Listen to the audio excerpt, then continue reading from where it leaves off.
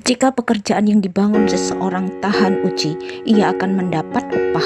Jika pekerjaannya terbakar, ia akan menderita kerugian.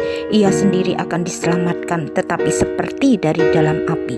Apa yang telah Tuhan Yesus perbuat, yaitu pengorbanannya sampai mati tergantung di atas kayu salib, itu adalah untuk menebus dosa-dosa kita manusia dengan pembayaran tunai, yaitu darahnya sendiri. Sebab inilah darahku, darah perjanjian yang ditumpahkan bagi banyak orang untuk pengampunan dosa-dosa.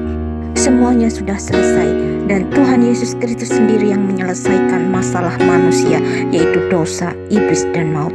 Ketika saudara dan saya percaya kepada Tuhan Yesus Kristus bahwa Dia adalah Tuhan dan Juru Selamat secara pribadi di dalam kehidupan kita, maka pada saat itu juga kita diselamatkan. Dan sebagai orang-orang yang percaya di dalam Tuhan Yesus Kristus, kita diberi kuasa untuk mengalahkan dosa, iblis, dan maut.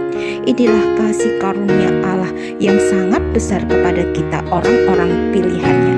Dan setelah kita tahu dan mengenal kebenaran Allah bahwa kita adalah orang-orang yang diselamatkan, barulah kita membangun hidup kita di atas dasar Kristus dengan bahan-bahan yang kekal, yaitu emas, perak, batu permata, sehingga kita mendapat upah, bukan untuk mendapatkan keselamatan, karena keselamatan itu adalah karya Tuhan Allah sendiri.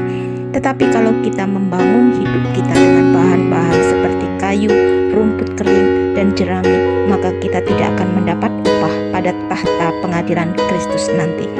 Saudara-saudara sudah menerima Kristus Yesus sebagai Tuhan, sebab itu hendaklah saudara hidup bersatu dengan Dia dan berakar di dalam Dia.